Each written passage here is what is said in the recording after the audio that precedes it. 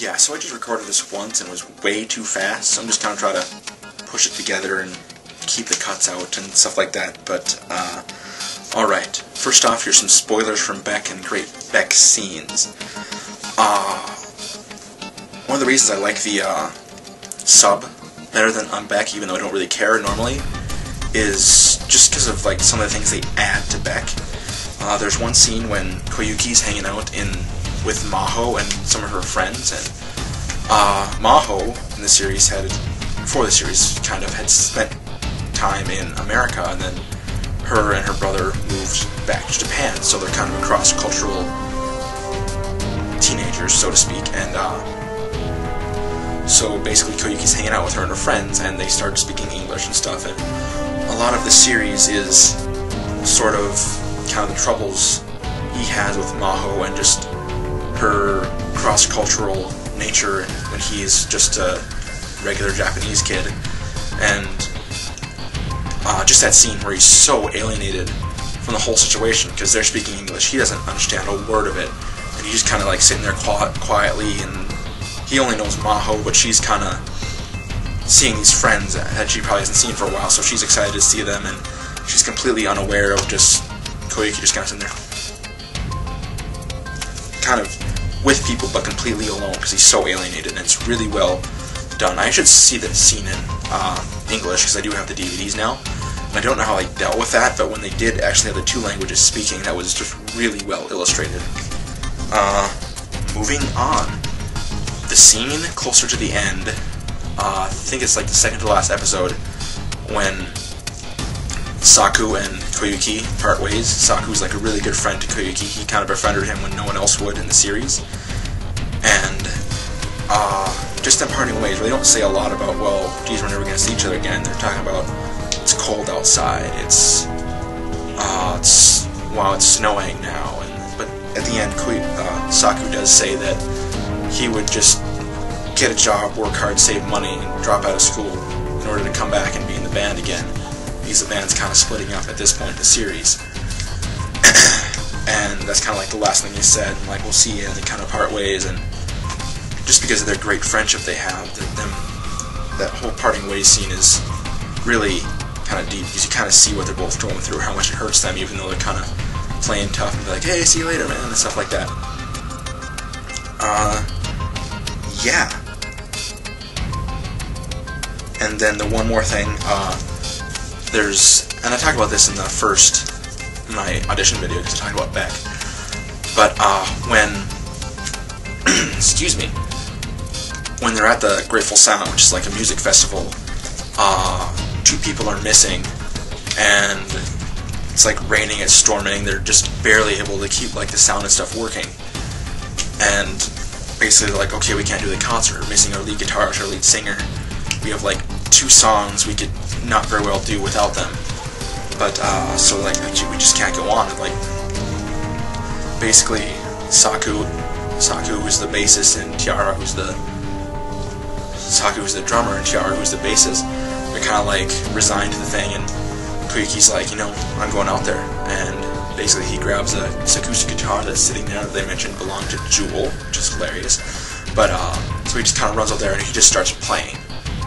And then, throughout that, then, Saku goes out and joins him, and then Tiara goes out and joins him, and the guitar shows up, and it's just a huge moment of them getting back together when the band was completely broken down, and just, like, rocking it out, and there's, like, amazing scene, and this, like, becomes this, like, legendary concert.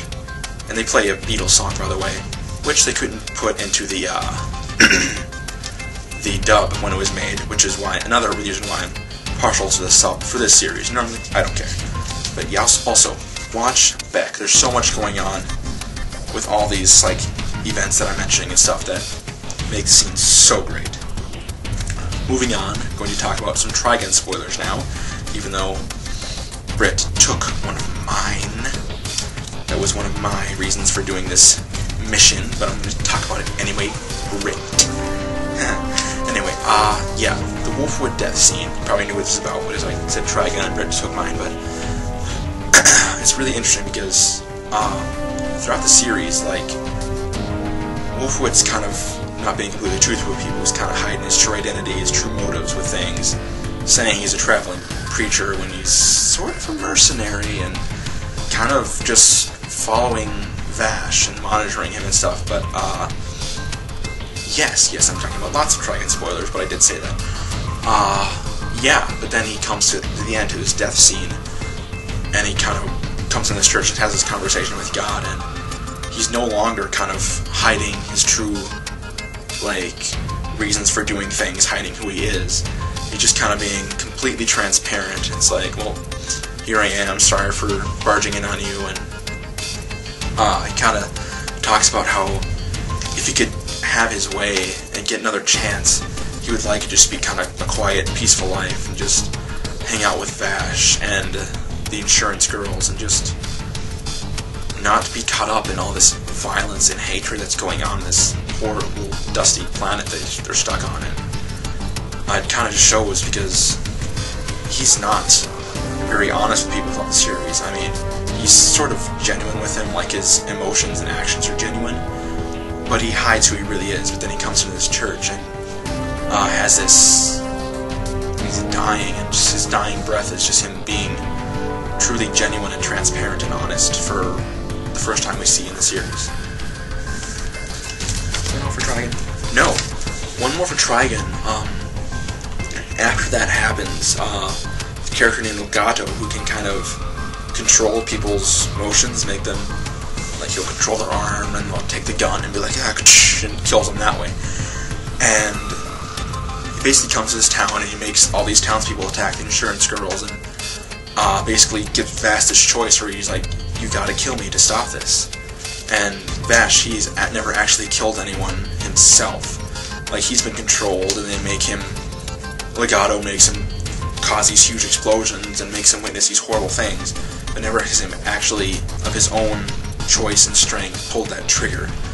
And basically that's what happens, and he ends up killing Legato. And it just completely destroys Vash. Like, he's actually killed someone. He's done a horrible thing in his mind. And, like, after this happens, he kind of gets, like, wakes up from a little long sleep. I forget how many it's saying, but it's like a few days, and Meryl brings him some food. Meryl's one of the insurance girls. She kind of, like, leaves the room, and, like, just the whole gravity of it sets on him for the first time, and he just screams out in this anguish. And just that whole scene, like, they don't actually show him. They show Meryl outside his door, and she kind of hears this, and it's like, it just hurts her to hear him in such pain. And you just understand what he's going through just by knowing the character throughout the series, and just that scene was really well done, in my mind. And I'm using notes so I can get through this quicker and more efficiently. There's this scene in Fullmetal Alchemist, not the first one. I don't think they did this little bit in the first series, but they did it in the second series. It's in the manga. But, it's at, when they're having that birthday for Alicia Hughes, and Maze Hughes brings Winry over to his house, and they have this little birthday party and stuff, and they're hanging out, having fun, kind of thing. And there's a point when all these little boys who are like the guests of the party are fighting over who gets to play with Alicia, because, you know, she's the birthday girl, and like, I want to play with her, no, I want to play with her, kind of thing. And basically the defensive dad mode shows up, and if I'm remembering correctly, Maze Hughes pulls out a pistol and, like, cocks it, and I forget what he says exactly, but it's like, shh, get away from my daughter, punks. I mean, that's not what he says, but that's kind of the gist of what he says, and it scares the living daylights out of these little boys, and it's just hilarious because Maze Hughes is known for overreacting with things and stuff, and it's just hilarious. It's classic Hughes. Which brings me on to the next scene of the FMA, and my last one, which would be the death of Hughes. And I think most people know this because he's one of the most popular characters from one of the most popular anime series ever. And just, I think his is one of the most famous anime death scenes because of how it worked, how it happened and stuff. And when basically the character Envy, who can take upon the image likeness of anyone she wants to, basically sees a picture of his wife and changes into that and shoots him. And this whole time he's fighting, and he was kind of like one step ahead of all the other good guys, and kind of aware of what was going on, and he figured it out first, like way before everyone else. And just getting caught up in this, like they kind of catch him digging around and, excuse me, a little belch there, essentially kill him for it. And